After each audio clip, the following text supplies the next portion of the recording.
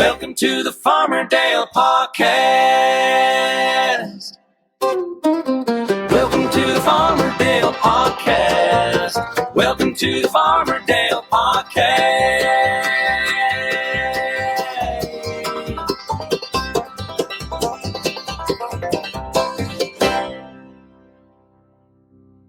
Well, hey, everybody. Welcome to the Farmerdale Podcast, episode number 11. I've got a very special guest today.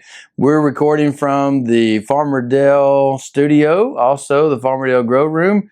Look there behind me. We got lettuce and broccoli, got some tomatoes on the grow lights. We got everything rocking and rolling, getting ready to plant outside. But hey, on this podcast, we're going to learn about my special guest, who is Hannah Thrasher. I met Hannah Thrasher because I've got some really good friends, and their daughter is probably Hannah's best friend, probably. We're going to find out if she is or not, and I bet she's going to be listening to this podcast for sure. But hey, I'm so excited. We're going to talk about Hannah's life, how she became a minister of at Highland Church of Christ, and we're going to talk about how she runs a phenomenal night called Night to Shine with the Tebow Foundation. And we're going to talk a lot about that today, but we won't get into that yet. But hey, I've got some hats here. You need to check out the Farmerdale merch store before. You may want to stop this podcast and go straight to the merch store and go, hey, I got to get one of those hats. Whew, it's awesome. So get you a hat, get you a sweatshirt, get you a t-shirt. But today's going to be awesome. The sun is shining outside. It is extremely warm, and in the grow room, 78 degrees right now. That's right, but I've got long sleeves on. Hannah might be sweating here in a second. We'll see. But it's warm up here in the grow room because we got things rocking, and we're so ready to get things going. We're going to find out first from Hannah Thrasher about her gardening experience. Does she have any? I don't know. So let's just jump on in. All right, welcome to the Farmerdale Podcast, episode number 11. And my special guest, which I've already talked a little bit about her in the opening, is Hannah Thrasher. Woo-hoo. This is going to be a lot of fun. Hannah's a lot of fun. If you know anything about her, if you're already friends with Hannah, you probably laugh every time you talk to her. That's what I do anyway. So, all right, so because this is a Farmerdale podcast about gardening, so let's just go ahead and do that part first. Okay. Do you have any experience of growing anything? I don't grow anything personally. Anything I grow, I usually kill. So you have tried it though. I have some I have flowers. That's Okay. what I will right. grow, if anything, flowers. All right. And they don't last very long. But I did grow up kind of in the agriculture world a little bit. My dad has been in agriculture my whole life, and so I've been adjacent to agriculture. So I grew up in the suburbs, so I can't say I know a whole lot. But Did you grow up in Memphis? no, I grew up in Kentucky, in a small town in Kentucky. Oh, Kentucky. Yes. So grew up in the agriculture world a little bit from just what Dad would talk about through his work, and so I know a little bit about it. Did he grow a garden? Yes, we always had a garden. Does he still have a garden now? Yes, Okay. yes. He has a garden and loves to grow things, and big zucchini, squash, tomatoes. Ooh. Talked about homegrown tomatoes. There is nothing like There's nothing like it. a homegrown tomato. And right here behind you is all of our tomato plants, or some of our tomato I look plants. forward to hopefully getting some of those. That's right. Does your dad send you vegetables? Because he lives in Kentucky. Right. Okay. Yes. Oh, yeah. I mean, if I can get a hold of some vegetables, I want them. So, but homegrown tomatoes are my absolute favorite. They are the best. They're the best ever. They really are the best. So, yeah. They're Zucchini really in the summer, nothing like it. Can you eat can you just slice a tomato and As eat a it fresh? kid, yeah. So as a kid, as a snack, I would cut up a tomato, put it in a bowl, put some salt on it, and that was a snack for me. I love vegetables. All right. So salt? Oh, yeah. No pepper? No pepper. Oh, you got to chop pepper. Straight salt. The next time you do it, salt and pepper. Uh-huh. Oh. It's a game changer? The pepper brings out the full taste of the tomato. You think? I really do. Okay. Yeah. I'm going to have to try it. sometime. I'm going to have to try it. Yeah. All right. So your dad is in the agricultural world. What exactly does he do? So he's the manager of a co-op. And so I guess for people who don't know what a co-op is, essentially they do work for farmers. Right. So all the big equipment work, things like that. So fertilizers, the fertilizers, seeds, spraying, all the stuff that needs to tend for big farms. They do a lot of that work. So in the springtime, Dad was always really busy. Yeah, right. So he's about to be really busy coming up. Really busy. And so, but it's important work. So, because we all benefit from workers of farmers. That's right. So, yeah, I mean, it really is. And just a home gardener. Right. Growing your own stuff, you realize how much a farmer really works, right? Yeah, imagine doing that for thousands of acres. Right. Right. And for years, make that a lifetime job. I mean, right. So, I've got several friends that are farmers, and man, they work harder than anybody I've ever met. Yeah, a lot of respect for farmers for sure. So your dad has a home garden.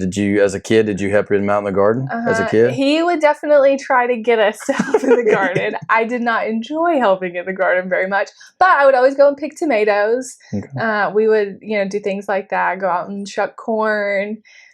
Things. So I know how to shuck some. So you did all the kind of the easy work of harvesting and everything. Yes. The excitement part. Yeah, I didn't enjoy the planting and weeding and all that. I would go reap the benefits, but not have to do all the work for it.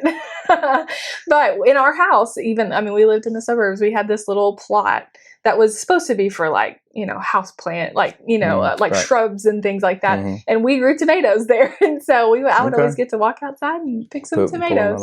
That's cool. Yeah, which was the best. Did your mom, was she really involved in? I would say it was more Dad's passion. Mom would help, and we always loved she would help. Like if we got a bunch of corn, we would bag up corn and freeze corn so we could have it all year and things like that. That is so awesome. Yeah, so I definitely know a little bit of the farm world. Okay.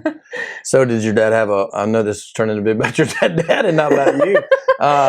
Did he have a horticulture degree, that type, or what? Yes, so his degree is in agronomy. Agronomy, wow. So he's really smart.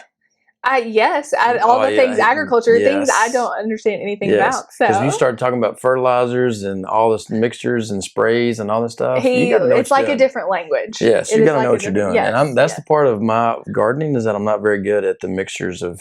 Yep. I got to have so many ounces of fertilizer per feet and all. I'm not really good at it. Yeah, that's why I'm a PE teacher. Right. Well, and you have to learn. It's a lifelong process. That's right. So it's very intricate. People don't realize how intricate this stuff is. So, yeah. So you say you like tomatoes, but tomatoes. What would be your favorite, all-time favorite, I got to have this vegetable. This is, if I went to a restaurant, or even cooking at home, what vegetable would it be? Well, in the summertime, a tomato is there is, in my mind, you cannot be a summer tomato. Obviously in off seasons it's not as good.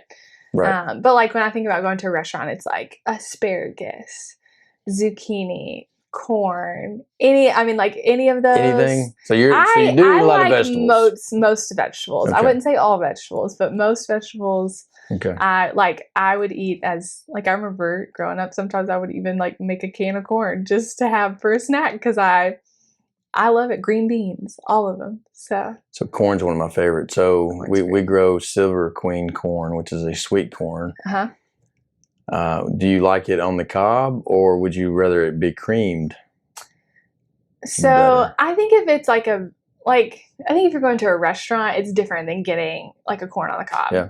Yeah. But if you go to a farmer's market, grab a corn on the cob, I don't want to slice it. I want to eat it off the cob because it is there's the freshness of it is so much better when it's on the cob, in my opinion. Have you ever pulled it straight from the stalk out in the garden and just eaten it? And eat it right there? No, I have not done that. Oh my word. It is. You don't need butter. You don't need salt. You don't need pepper. Just eat it right off. That's Silver Queen corn. A lot of those sweet corns like that, you can just eat it straight in the garden. Straight off in the garden? I believe that it's delicious. It is priceless. I'll do a video on that at some point once we get that going. So that would be awesome. So Are you a healthy eater? Would you say you're a pretty healthy eater? Because even some people that eat vegetables are not necessarily healthy people, because a lot of those are cooked with a lot of fat and butters and that kind of stuff. I don't know if I would consider myself. I do okay. But I mean, I love a vegetable that's got a lot of butter and that's real starchy and bacon, butter. You know, like I want it to be doctored up a little. Got oil on it, all the things. So, so I do okay. I'm not. I had steamed vegetables for lunch today. It's not. How'd you feel about that? Well, I'm trying to eat healthier, and I don't know about the steam part. No. And they wasn't completely steamed.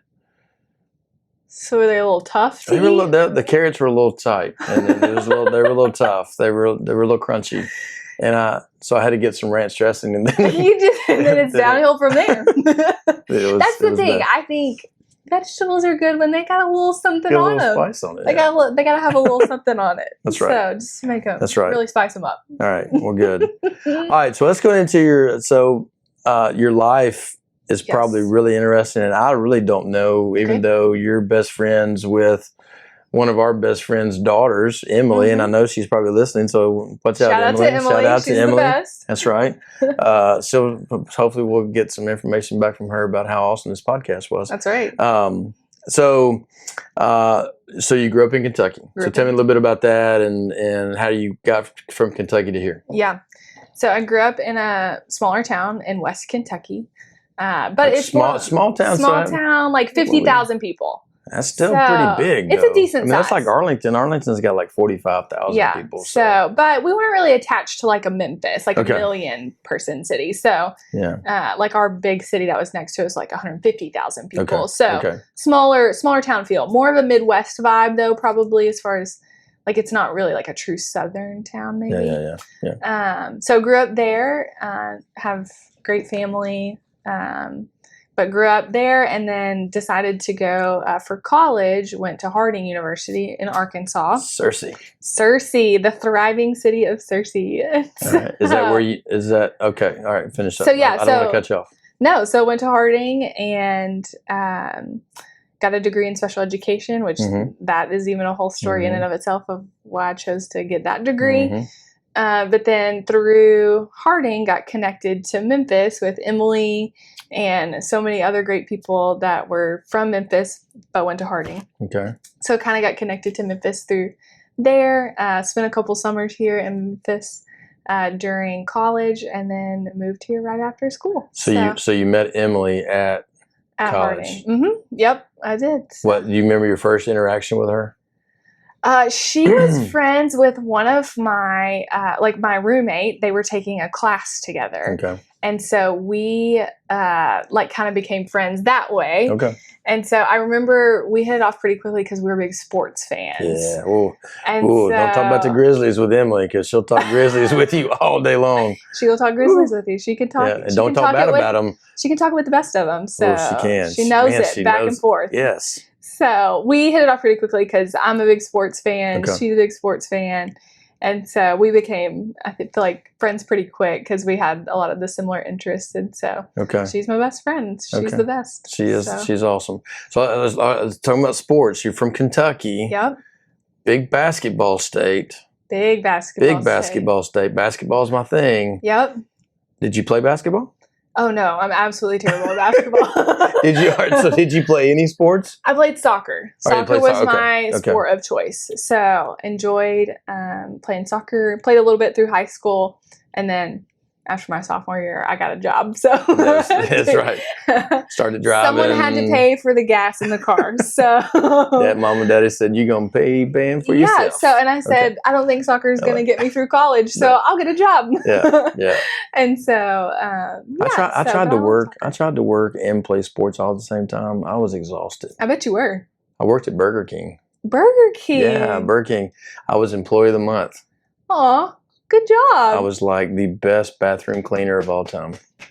Burger King Employee of the Month. Ooh, I think I still got my plaque. I still have my plaque. That's really awesome. Have to feature that here. That's amazing. Yeah, because not everybody can say they were Employee of the Month at Burger King. You know what? Not a whole lot of people can. That is something to write home about. All right. So did you go to public or private school through high school? So public school. Okay. So I feel like in Kentucky, which this is a little bit different than this area, a lot of private schools in this area. Right. Kentucky was mostly a lot of public schools. And so I graduated with like 400 people, big public school. There was one public school in town, one high school. And so, but I had a great experience with public school. So Jenny and I love Kentucky. We love the Paducah area. Yes. What else is up through there? What's the other little town we like up in Paducah? I forgot what it was. Oh, I don't know. Pretty close to Paducah. They've got a nice flower farm up there that we. Okay. Anyway. Yeah. But yeah. Kentucky's so how great. far were you? How far did you live from Paducah? About 2 hours. About 2 hours. So you're a little further north. I'm on the border. I grew up on the border of Indiana. So. Okay, so you're further north then. Okay. It's a lot of snow. No, not too much. I mean, no more so than. I mean, we probably got a little bit more than we do down here, but for sure. not a ton. I wouldn't say we weren't like Louisville or Lexington, places like that. So they were definitely more north. So okay, but yeah. All right. So your journey of going to Harding University in Searcy. There's nothing in Searcy, by the way. There's a Walmart. There is a Walmart. That's about it, though. I think they're growing a little bit. That's about it. My which is interesting. My nephew is playing baseball at Harding. Oh, He's that's a freshman. awesome. He's a freshman this year. So my brother just drove over there today for a baseball game. But he loves it. He's working hard, but he said it's pretty tough. Yeah. Pretty tough school. Yeah, it's a different time. Yeah. Why Harding University? Did you grow up in the Church of Christ? I did. Church? So I grew up in the Church of Christ church, and so that definitely was something on my mind, a priority, I guess, in wanting. And growing up in public school too, I thought it was interesting to go to a church where faith was, or to go to a school where faith maybe was more of a it's something you could talk about. Like that was different for me. I remember my freshman year, one of my professors prayed in class, and I was like, whoa, this is really different. Right. Again, I had a great public school experience. Yeah. But that was something I was like, that's really important and a really big deal. And so it was what an 18-year-old Hannah needed at the time. Yeah. And I also had an older brother that went to Harding University. So he was having a great experience. So that kind of, I was like, well, I kind of want to see what that's like, and really fell in love with it. And it was perfect for what I needed at the time. Right.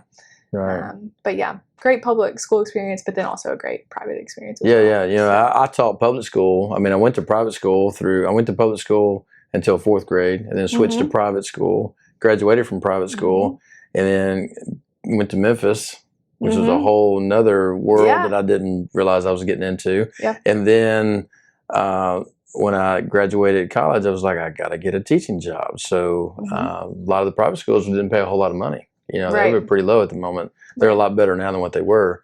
So I went public because they paid more money. And it was a different world, totally different world than what I was ready for. But I had some good experiences, though. I was put into some really good spots and had some really good principles and that kind of stuff. But going back to the praying part, I was told, hey, you can't pray with your teams. Sure. I'm like, well, stop me, stop me. Sure. And we continued on. I prayed. I mean, it was, we didn't necessarily do Bible studies per se with the teams, but they knew who I was and what I felt and what my faith was at that time. So, all right. So you get a degree in special education. Yeah. Was that your plan when you got on campus? Kind of, yes. So because of my great public school experience, this is what I'll say, I was introduced to the special needs community through public school experience, which I find so much, I found my purpose through that. And so I owe a huge debt of gratitude to the public school system for that. So when I was in the 7th grade, there was an elective class you could take, and it was called peer tutor. And it was where you went into it was called a self-contained special education classroom. Yep. And I would just walk alongside my peers in learning their, doing things with them, breakfast, handwriting, whatever that was, we would do it together. And so from a really young age, I was like, man, I love this. Right. And so kind of felt like that was always what I wanted to do. But when I got to Harding, it was kind of like, I don't know, like, do people know this early what you're Right. supposed to do? And Mhm. so kind of, I didn't go in with like a declared major per se. Mhm. But ultimately I just came back to my first love. like- And so yeah. it just felt like, in a lot of ways, I say, like, I feel like it's what God put me on earth to do. And so was super, am super passionate about it. But found that really early in life, which I feel very grateful for. And I don't feel like a lot of people maybe don't get that experience. And so I'm really grateful for it. Yeah. I mean, there's people your age that are still struggling, trying to figure out what they're going to do in life. Sure. Right. And you've already found it. Like, you're rocking it out. And we're going to talk a little about that on the second half of the podcast, but you're rocking it out. Wow. So I was at Bolton High School, Uh-huh. and I was the varsity girls basketball coach, loving life, teaching PE. Mhm. And then my second year there, the principal came to me and said, "Hey, we've got this adapted PE class." And I was like, "Ooh, I don't know about that. I really don't."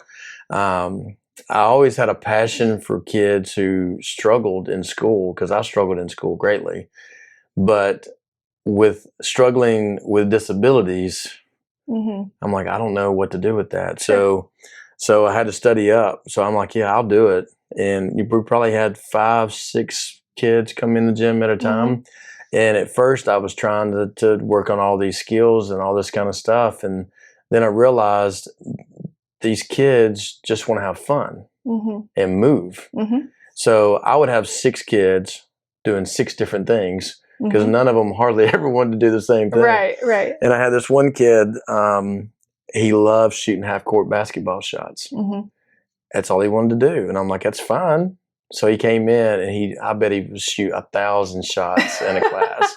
So for a full year, that's all he did. And I'm like, I don't know if I made any impact on those kids' lives at all athletically. But it was so much fun. Yeah.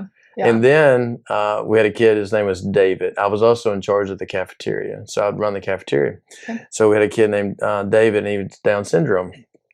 He would come in every day, and every single day he had a chocolate pudding pack, and he couldn't open it up. So he'd come over to me, and I would open it up for him. And one of the assistants came over and told me, "You don't do that for him anymore. He needs to learn to do it for himself." And I was like, yeah, but David needs help, right? Sure. So I was like, I can't not stop. And then we're going to talk about this, and I'll save that story for later. Okay. Oh, cliffhanger. I'll save it for the second half. I'll finish that story later. But anyway, so I had a brand new love and a different perspective of teaching once I started teaching that adapted PE class. Yeah. Really you cool. learn a lot about life and love and people and God, through this specific community. Yes. And so we're all better for being around them. So for sure. You do. So let's talk about your faith a little bit. Yeah. Where and at what point in your life did you realize, hey, I love God, He loves me, and when am I going to give my life to Him and really start walking in His path? Yeah. So I would say, I've known there's someone I work with always says this of like, I grew up in a family of faith that had faith. And so there's really never been a day I haven't known Jesus. Right. And that is such a gift. Yes, that's a gift. And so, I wouldn't say there was like a moment in life where it was like an epiphany maybe. Right. But I think over life, I have learned, like slowly had a deeper appreciation for who Jesus is and what He did for my life. Right. So, when I was, I think 13, I was baptized. Okay. And in large part, probably because I was going to church camp, and you take communion at church camp. And I didn't want to be somebody who wasn't taking communion with all my friends. Right. And so, and you kind of look back on those times and you think, oh, like, did I not do it for the right reasons? But really what I always kind of go back to is I think that was a starting point where God was teaching me a lot about Himself and what it means to be in relationship with Him. And so not that baptism was invalid or didn't mean anything. It was Jesus saying like, hey, like, let's do this together. And so for me, kind of from that point on, it just has felt like a journey to know him better, love his people better, and what it looks like to truly like sacrifice your life for him. And so, and that is a lifelong journey. Like I don't think you ever get to a point where you're like, I've got it figured out. And I think if you do, you're probably wrong. Yes, I'm 55 and there's no way I've got it figured out. And so I think from, my whole life on, even, from the moment where I was baptized and did, decide that was something I wanted to commit my life to. From there, it's just been this like continual growing process. And it's not linear, it's up and down, but I do think the trajectory is linear in that way of just because as you grow and learn and your life changes, you learn more about him and what it means to follow him and going through hard times and going through the good times and what that looks like as Jesus in the constant through that. And so, so it's been a part of my whole life in a lot of ways, but I have grown in a more deeper understanding of what that means as you get older, which is, I think, natural for a lot of people. So what you're telling me is that it all started inside your home. Yes. Right. It all started inside the home. I'm the same way. I grew up in church. I was there probably from birth on, and then I was baptized in the 4th grade. And from that point on, my life was different. It really was. But until I became an adult, didn't really understand that true relationship. We had a great youth minister and great pastor at our churches, but it was really until I became an adult, and then really until I started having kids, and I was like, ooh, what I have to fall back on those very tough times. Wow, that really brought me through some stuff, right? So it's a hope, and that to me is what's so important. Is that like if this is all we have, if this is the best of what we got, then what a terrible thing. If all we got is this podcast, we're in trouble. We're in trouble. I gotta look forward to something after this. Yes, gotta look something better than the podcast for sure. Well, and not everybody has that story, and our stories are a little bit similar with that. And we're very fortunate to have that. But I've always wanted that crazy, I was on drugs and I was in jail and I just had a terrible life. And then God spoke to me. I had that one moment. And neither one of us really had that one moment, right? So it's awesome to hear people's stories that, just not that it's been smooth at any point, but you've been walking with Christ for a long time, right? Even though you're still young, you've got a lot of experience, right? So well, and I even think about somebody with maybe a story that is like have been through really hard times and then learned about Jesus. They probably want a story that's a lot like yours of like, man, what would it have been like to know Jesus from the time you were a baby? Because your family brought you up in that. And so it's like, it's all about perspective and knowing that, whatever story that God gives to you is also what he can use to display his glory. And so what a cool thing to like have both. We need both stories, right? We need people who have known Jesus their whole lives, and we need people who learned him later in life. So it's a cool thing to get to see that and experience that in lots of different ways. Went to a men's conference Friday night. And I'm not a real big men's conference kind of guy. A lot of testosterone in the same room. It's not really. I've kind of stayed away from those types of things. But I was enticed to go, and I was like, oh yeah, I'll go, and had a great time. But there were so many different men in so many different phases of their lives, and it was really cool to see. But in that aspect, you had people who been living their life for Christ their whole entire life, and then there's some that was the first time they'd ever heard the word preached to them. And they were like, this is totally awesome. So that's cool. Incredible. So kind of backtracking a little bit. So you got brothers and sisters? I have 2 brothers. Ooh, are you the baby? I'm the middle. Oh, you're the middle. That's what Jenny is. Jenny's the middle. She says the middle one's always the best. Well, and I'm the only girl, so I have a little bit. I can't claim true middle child syndrome because I am the only girl, but I have 2 great brothers. They're the best. Are you a daddy's girl? I mean, me and my dad, we hang out a lot. We have good times together. But me and my mom have a great relationship too. So it's kind of you go to your parents for different things depending on what it is. So my Brooke, and she's like, she'll go to her mama 90% of the time, but then she really, really needs something. Well, She'll it's call like daddy. if I remember when I got in a little car accident, first person I call is dad. It's That's not right. mom. Like, I need someone to be like, it's going to be okay. That's right. Then if That's like I'm having like something else, I'm calling mom, you know? So it just depends on the situation. So, but me and dad have always, we get to go every year we're both big Steelers fans. Oh, so okay. every year we try to go to Pittsburgh for a game. So that's a fun Sweet. thing we get to do together. I've And never been so to an NFL football game. Well, come with us Ever. this year. I've never been. And I was a Terry Bradshaw fan back in the day. Perfect. Love Terry Bradshaw. Come be a Steelers fan. It's not the best time. I was right a Miami now. Dolphins fan growing up. Oh. So, all right, so we're going. I know we're backtracking really big time now, but Scott, because I thought this question a while ago and I didn't ask it. So, being from Kentucky, are you a University of Kentucky fan? Yes, Okay. University of Kentucky fan. Not a Louisville My fan. younger brother went to University of Kentucky, so we've got some alumni in the house, and so and we grew up Kentucky basketball. So, but not Kentucky and Louisville don't get along. Not at all. So it is. There's some beef there, and so we are Kentucky fans. So yes. Okay. But yeah, so I liked Kentucky until Coach Calipari, because he left Memphis. Well, that's what most Memphis fans think, and I mean, I'm happy can he's you at blame Arkansas. him for leaving No, Memphis absolutely not. He got 3 times the amount of money and went to Kentucky.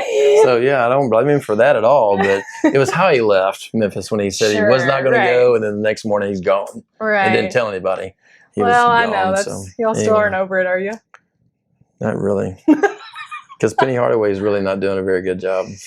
Well, Kentucky's I hate to say that on a podcast, but they're not. It may be time for Penny to go. The college sports world is really difficult right now. I'll say that, just in general. Yeah, it really is. It's a tough time to be a the college NIL sports money fan. really has changed everything. It's changed the landscape of the sport. So they'll figure it out eventually, hopefully. Yeah. Sooner rather than later, hopefully. Yeah.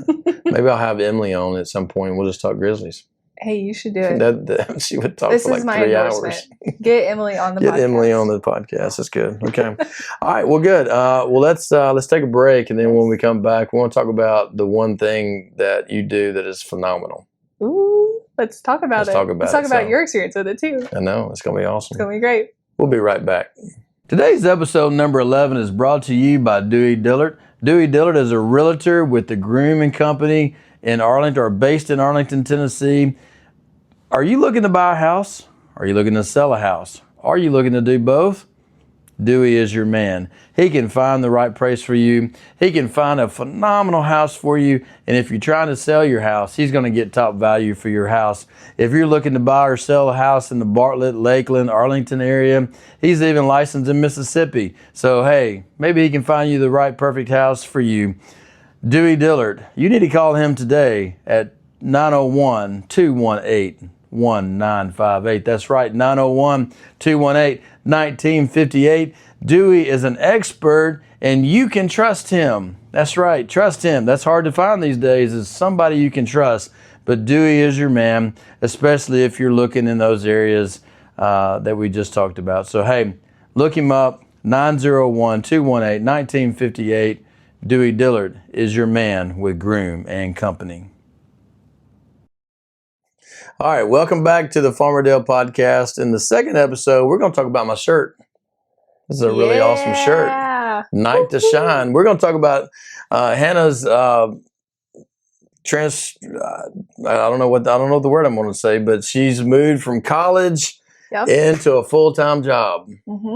So how did you get from Harding University and involved at Highland Church of Christ? In Memphis, So when I was in college, I told you I spent a couple summers in Memphis, and that was as a youth intern. So it was just something to do for the summer. Didn't really want to go home, but wanted to fun, and they did make some money. So So Highland Church of Christ is paying money, huh? Called, as a youth intern. Right. They're always looking for youth interns. So that was something I asked Emily. I said, hey, do you think your church would be hiring? And so she called her youth ministers at the time. That was Buster and Donnie, who still work at Highland. And, petitioned for me to get a job, which was the best. So, because, she's a great recommendation. Right. And so after my sophomore year of college, I came to Memphis and worked as a youth intern, and then did it again after my junior year as well. And loved it, loved working with teenagers, sharing the gospel, just all the things that come with youth group. That I didn't have really a youth group growing up. So because I was from Kentucky, grew up in a pretty small church. And so kind of the youth group experience was like brand new to me. I didn't know youth groups like that existed. And so just had so much fun doing that, and loved getting to be a part of that. And so then my senior year of college, I had every intention to teach, and I was actually going to move back to Memphis and teach, and thought, man, I think this would be a great fit for me, and have a lot of community here, and that could be a great transition out of college into the working field. But my senior year, the female youth ministry position opened up. And so kind of at that point, it was like they called me and asked if I would be interested. And I was like, I don't know. Let me pray about that. Like, because ministry was never something that I thought would even be in the cards. So, and I just never would have even dreamed of it, because I didn't know churches like that existed, to be honest with you. And so prayed about it a lot. And I even say, like, I don't know if I would say I ever got like a clear, like, yeah, you should do it, or no, you shouldn't do it. But felt like it was a right opportunity at the right time with the best people. And so took that job, even despite, kind of feeling like God had called me in the special education world, and just felt like, okay, I think this is what's right for the time. And so teaching will always be there. There will always be jobs. And so did youth ministry for 6 years. Was that middle school and high school combined? Middle and high school, yep. So it was 7th through 12th grade. And so did just that. Girls? Girls and guys. I mean, we kind of did the whole, I was on a team of 3. And so it was 2 guys and me. And so we kind of would divide responsibilities. But we're obviously I had an emphasis on the girls, but ministered to all the teenagers. And so loved that job, best job, enjoyed every part of it. But then it kind of, even through my youth ministry experience, got to do kind of integrate my love for the special needs community there, because I kind of recognized that there's a gap in how the special needs community interacts with church and youth group and children's ministry and whatever that looks like. And so I really kind of felt called to help equip our church and do that work. And so kind of through my youth ministry experience, my team was amazing in supporting me in that, and kind of integrating that into my youth ministry job. And so then through that, eventually, just a couple years ago, we, our church, our leadership decided a full-time special needs minister position would open up. And the lady who was before me, she was phenomenal. She was part-time. She was moving away. And so they moved it full-time and were gracious enough to ask me to do it. And so it just kind of felt like God had placed all of these pieces together for me to be in that role. And so for 2 years almost now, I've been doing that, and I'm figuring it out as I go and building the plane as I fly it, but having the best time, kind of making the church a more inclusive place when it comes to the special needs community. And so I love what I get to do, and I don't do it perfectly, or people are very gracious with me as I learn. But it has been the thrill of a lifetime. So you basically developed your own job. Well, the Lord was very kind in it, that He opened up the door. He opened up the doors for you to do that. Yeah. And I always think back to 7th grade Hannah. If you would have told her by the time she's 29, she would be getting to share the love of the gospel and Jesus with kids with special needs, kids and adults. Oh my goodness, how gracious and kind of him. And so, and never would I have ever imagined that. So it's pretty sweet. All right, I got so many questions. I've got a lot of questions. Okay, so once you figured out that you wanted to be a special education teacher,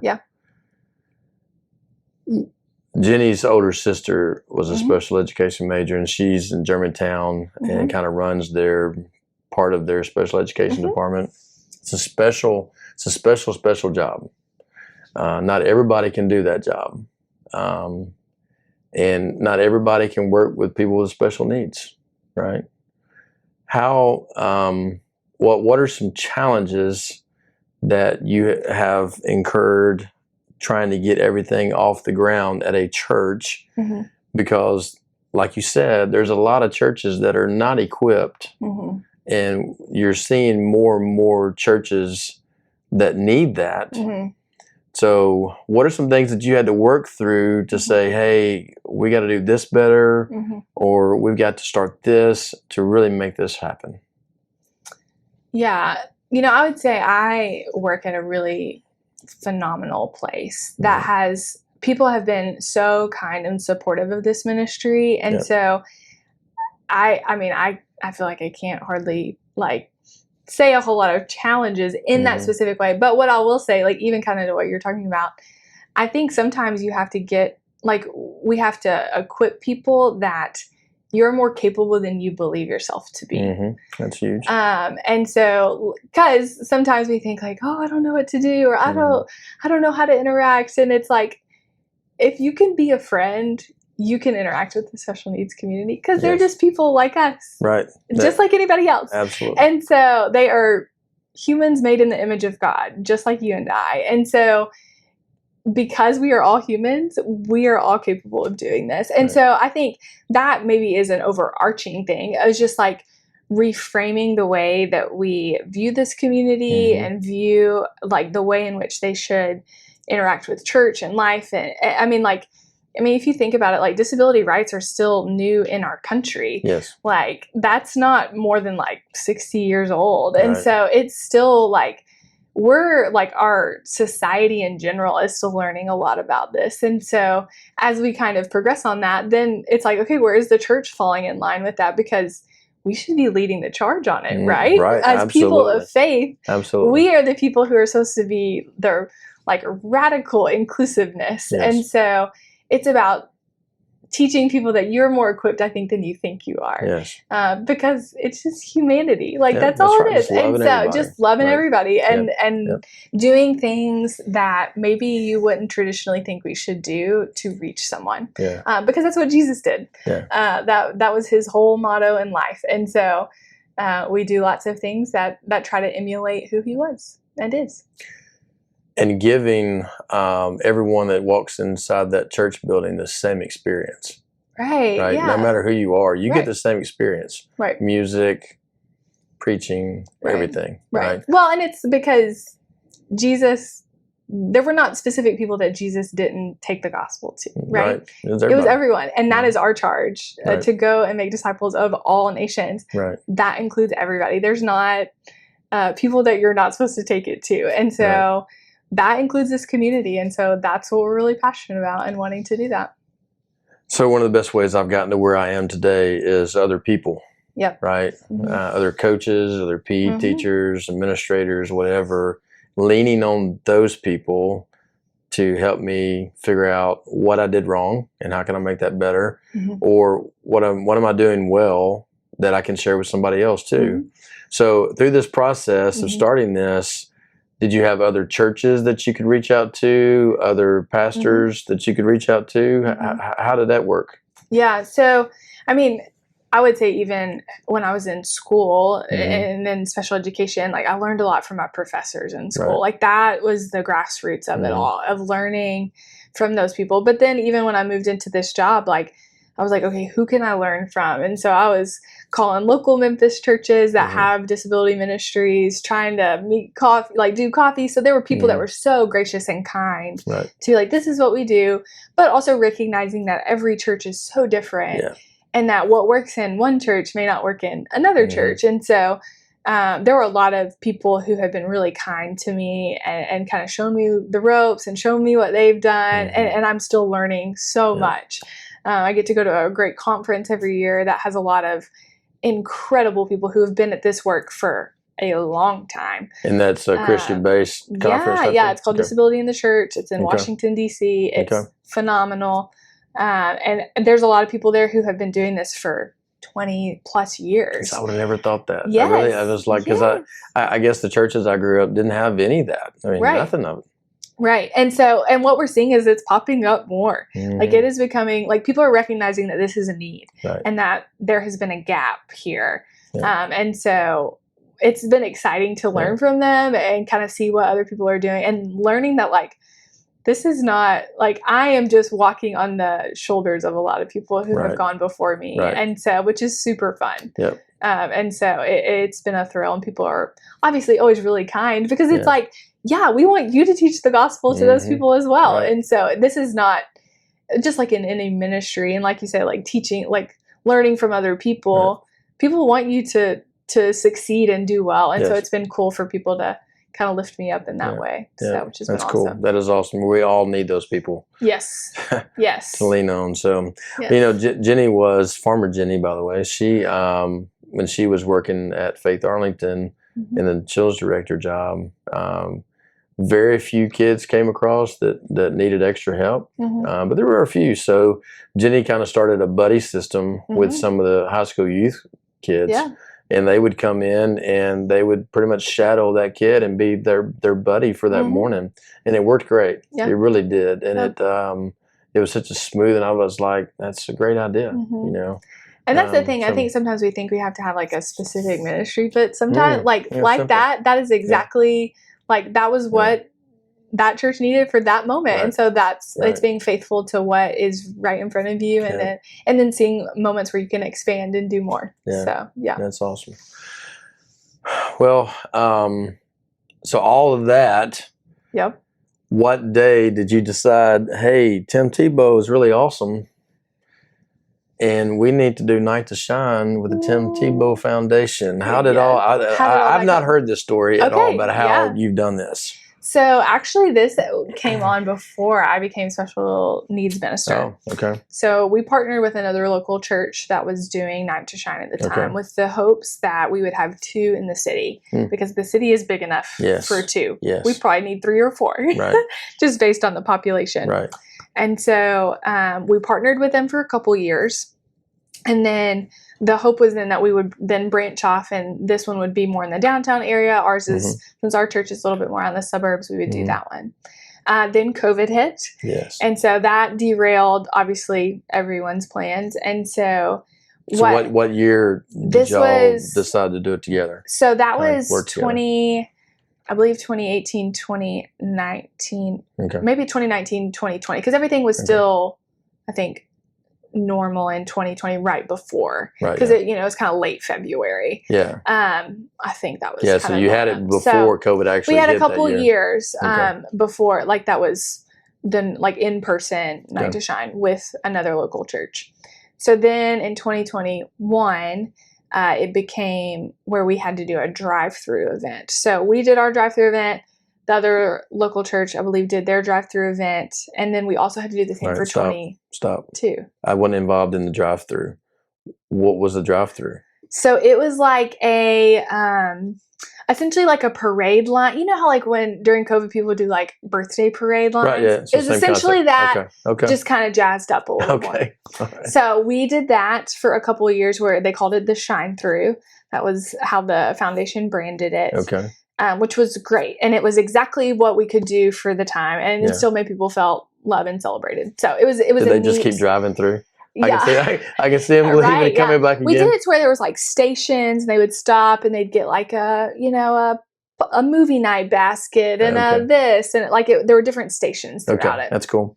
So we did a couple years of a drive-through event. And then we finally got to do our like in-person event. And I believe that was 2022. 2022, 2023, one of those years. I believe 23. So from then we got to do our own. The other local church ended up having to drop it. It's a very expensive event. It takes a lot of work. And so for various reasons, whatever that is, I'm not exactly sure, which it doesn't matter. But so then we kind of became the sole Memphis Night to Shine. And so, which is great. And we love to be able to host it. but there is a bigger demand than what we were able to fill, which I hate. But your building can only hold so many That's right. people, and it's jam-packed. So you have to limit how many people come. Yes. Yeah, we cut. So they've got to sign up before they show up.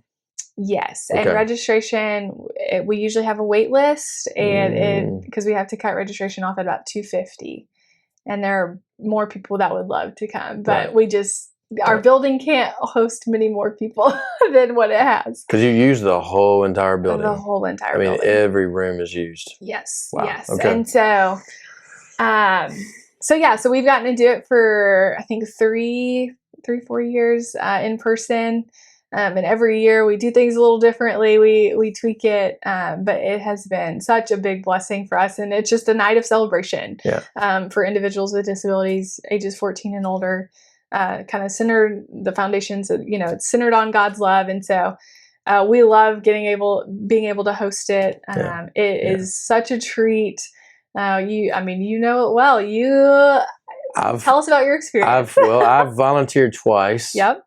And Perrin, which is Emily's dad, Mm-hmm. we were having game night at his house one night, and I think they had just had Night to Shine, and it was his first time that he had done it, and he was like, "You would be great at being a buddy," and I'm like, "What are you talking about?"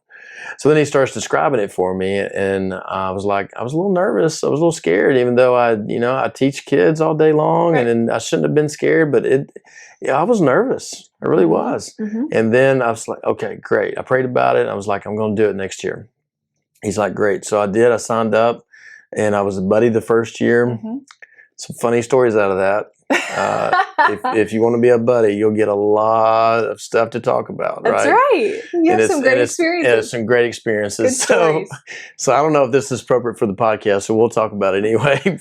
I may have to edit all this out. I don't know.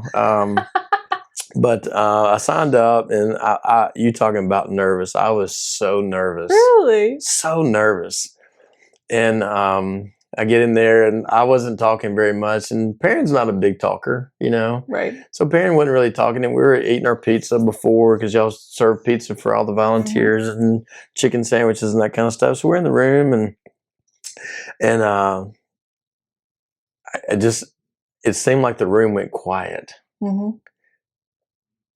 I was like, I'm probably gonna cry. Oh my goodness! Anyway, that's sweet. Anyway, so I told Perrin, I said, let's get up. So we started walking around, and to kind of get my nerves out, Yeah. So then we got in the line to be a buddy. So I found myself trying to step forward. Perrin was taking a step back. So I was like, what are you doing? So I was like, get up here. So because he'd already been a buddy, right? So, and he already knew what it was all about. So I'm standing there, and some lady comes over and grabs my arm. I got no idea who she was. And she said, hey, I got a couple. Do you want a couple? I was like, great. Sure. Didn't know what I was getting into. So this guy and this girl had been dating for a long time. And so I was just kind of their sidekick, And it was a great time. Great time watching them dance. That's all they wanted to do was dance. They ate. They wanted to dance. They didn't want to do all the other. Do you ride the limo at all? All right. So that's the funny part. So we get in the limo, and I was like, okay, we'll get in this limo, and there's probably two other, people in the limo, and they get in the very back seat. And he goes, hey, pull out your camera and take some pictures. I was like, okay. So he started hugging. They started hugging on each other, and then they were kissing. And I was like, they're making out back here in the limo. So I was a little bit uncomfortable. And then he goes, hey, you want to do some video? I was like, yeah, I don't really think I want to do any video. I'll take some pictures. But they had the best time. And this is what they did, was that they included me in their experience. Yeah. I love that. Sorry, I'm crying. So anyway, this past year, my wife didn't volunteer that first year. And the second year, I'm like, hey, you really got to do this. And she's like, yeah, I don't really think I want to. Mm-hmm. I was like, yeah, I think you want to. So then I emailed you and said, hey, if Jenny and I can do the photo booth, Jenny will do it with me. And you're like, yeah, that's great. You were fantastic. I said, so I told Jenny, I'm like, hey, we're doing the photo booth. And then about a week, 2 weeks before that, you text Jenny and said, hey, what do y'all think about doing the karaoke room? And I was like, that sounds like a lot of fun. Yeah. So that's what we did this year. And let me tell you, my experience with that was these people love to sing. Love it. I mean, it is remarkable. And the best part was many of them sang worship and praise songs. And to hear them, it was awesome. It touches your heart in a way that you can't describe. I was in the corner because you didn't have to do very much because they're just, I mean, they're live and in charge. Yeah. I mean, they're like, I'm up, I'm getting this mic, and I'm going to sing on this mic and sing as loud as I possibly can. And I'm standing in the corner just bawling. Yeah. I always think with it, specifically like a karaoke thing, or even some of the things that our friends with special needs will do is like, I learn, maybe that's what I'm supposed to, because we get, I'm too embarrassed to do karaoke. I'm like, I'm not getting up there doing that. And they live like this is the greatest moment of my life. Not and I think all the time, maybe that's how God intended us to live. That's exactly what I was thinking. I'm like, why am I such a chicken?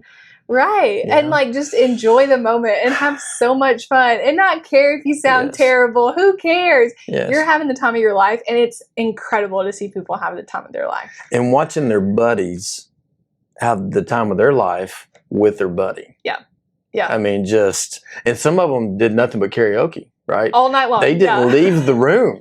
And they sang 15 different songs, and you would have to cut them off and go, hey, you gotta take a break for a second, you know? They do a whole concert for you if you let them. Yes, you do have to stop it after a little while. It was remarkable. And I kind of want to do something different this year. Besides being a buddy, buddies is awesome, and you need more buddies than anything else. That's always a great, and it's a great need that you have. You're always kind of short of buddies, and I felt bad not being a buddy, but I was like, I got to experience something else. And it's cool that you have to do that. Yeah. And it was really cool because my couple the first year, they did nothing but dance. So I just kind of stood there and watched them dance and clapped them on and cheered them on.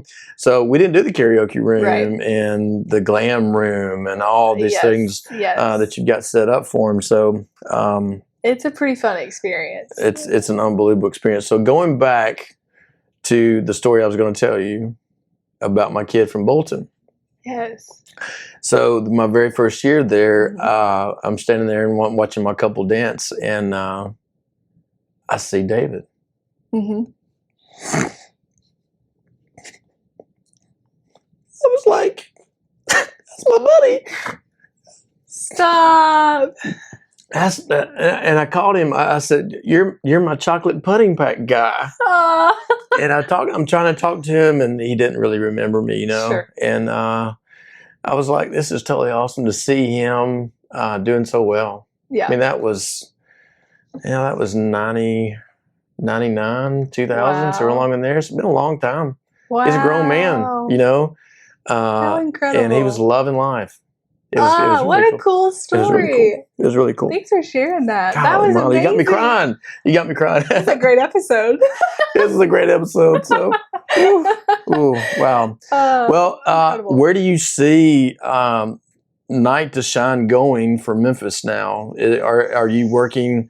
Are you trying to get other churches because you do have a wait list? Are you trying to get other churches to take on another Night to Shine, or is it just you think Memphis it's at Highland? That's it. Well, I mean, I always say the more the merrier. This is something we don't gatekeep. We want everyone to experience this. And so I think if another church wanted to also do it, that would be incredible because there is a need for it. And so the foundation kind of takes a lot of that of trying to get, maybe churches that want to do it. But I'm, if people want to do it, I'm always like, I think you should. So, but it's, it is a lot of work and it's expensive and it's all the things. And so I get why there's hesitancy to take it on because it is a big undertaking. But we are grateful that we get to do it, and we'll do it as long as it feels like that's what God's calling us to and to do. And so we love that we get to be a part of it and just be a part of that community and get to do it for the city.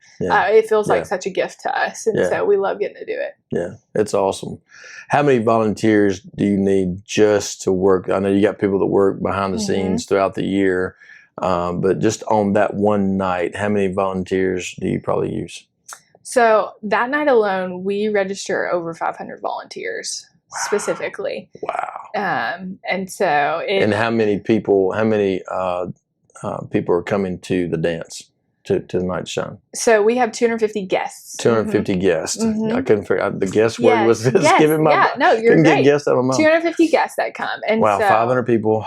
It's a big undertaking, but it is the best. And it is such a team effort. It is, Shelby County Sheriff comes out and does stuff. We have so many incredible community partners that want to make this a great night, and so they'll donate food, they'll donate services, they'll donate goods, all those different things that help make this such a great night. It really is a cool thing to see our city kind of come together to make it such a special night for this incredibly deserving community. Yeah, because you got people coming from many, many different paths to volunteer. They're just not all Highland Church people, right? No, it is so much community member. And that's what's even cool too, is that it is people in the community learning about the gospel too.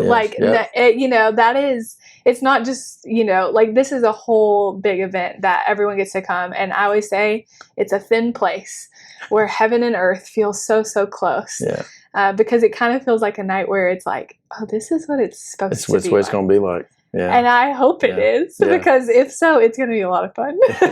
At that men's conference, we had a guy speak from Duck Dynasty. Oh, that's awesome. And he swears up and down that Phil Robertson is in heaven duck hunting right now. That he's got all the ducks that he ever thought about shooting. That's right. So heaven's going to be different for so many people, and it's like, what's it going to be like? But we're all going to be there. Right. Every walk of life, we're going to be there. Yeah. So it's going to be pretty cool. But you get that this is what heaven's going to be like. That's what it feels like for me. Yeah. It's going to be pretty cool. Well, Hannah, you're awesome. You're doing awesome work, and I encourage you to just keep on doing it. Right. And ministry's hard. It's extremely hard. Just with Jenny being in it for even 3.5 years, all she did it was just stressful, but you get so much out of it. Well, it is a gift that I get to be a part of it, and I work with the best people, and get to do really great work. So God is kind enough to let me take part in it. Yeah, so that's awesome. Well, if y'all want to volunteer next year, Highland they go to the Highland website. It'll be up kind of towards the fall, so you can kind of be on the lookout for it. But there's a date for next year. I think it's February 12th, maybe. Yeah. So right before Valentine's Day. It's always the Friday before Valentine's Day. And so I think Valentine's Day is on a Sunday this year, so it should be the 12th. So February 12th. That'd be awesome. So y'all need to sign up, because believe me, you don't have to have any experience. That's right. You just got to have a love for people and a love for Christ, and you can do it. You can do it. If Perrin Rousey can do it, he's gonna love to hear that. He's in Las Vegas right now, which is awesome. So if he can do it, you can do it. I'm gonna put that on a t-shirt. So it's pretty awesome. Hey, amazing. So get you a Night to Shine t-shirt next year. That's right. Next year, if you come volunteer. I do like the black this year too. I like the black. It's a good shirt. I like it too. So all right, last question. Okay. Will we ever get Tim Tebow in Memphis? I don't know. That would be pretty awesome, but there are like 700 churches that host this. So maybe one night, right? For the one night, and it's always, every church does it on the same night. So in the world, right? Because he's usually like jet setting all over the place. So maybe the Farmer Dale podcast will Come on, Tim Tebow. Jenny Creasy loves Tim Tebow, by the way. She would love to see Tim Tebow and hug him just one time. That'd be her greatest joy in life would be to talk to Tim Tebow. So it'd be awesome. All right. Well, Hannah, thank you for being on the podcast and sharing with us. Hope you didn't sweat too much up here in the grow room, because it's still 70-something degrees up here. So, all right. Well, that's it for episode number 11. It's been good. It's been a good one. It's been good. We'll be right back. Well, hey, I hope that y'all enjoyed listening to Hannah Thrasher today. Boy, what a joy she is. And God is using her in so many different ways. So I hope y'all enjoy listening to her. And hey, and again, if you want to volunteer for Night to Shine, look up Highland Street Church of Christ or highlandchurchofchrist.com or whatever it is. Google it, you'll find it. And you can go in there and volunteer. Pray about it because you got a full year before it happens again. You will be blessed if you sign up and help out in so many different ways. You don't have to be a buddy. You can work the karaoke room. You can work the glam room. You can work photo booth, whatever.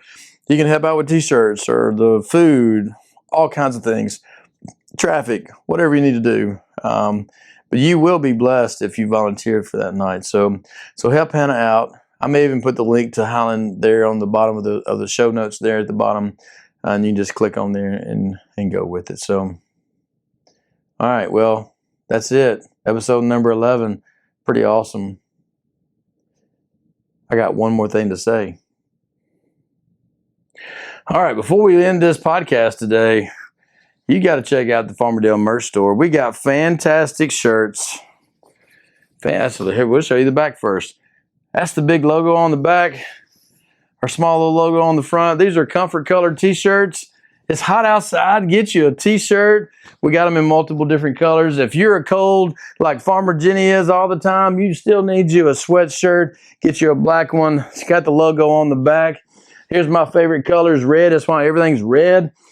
Favorite colors, my dad's favorite colors. So get you a sweatshirt today and you'll be looking really, really, really good. Or get you one of these fantastic hats. Bam! Look at that logo. It's a rubber stamp.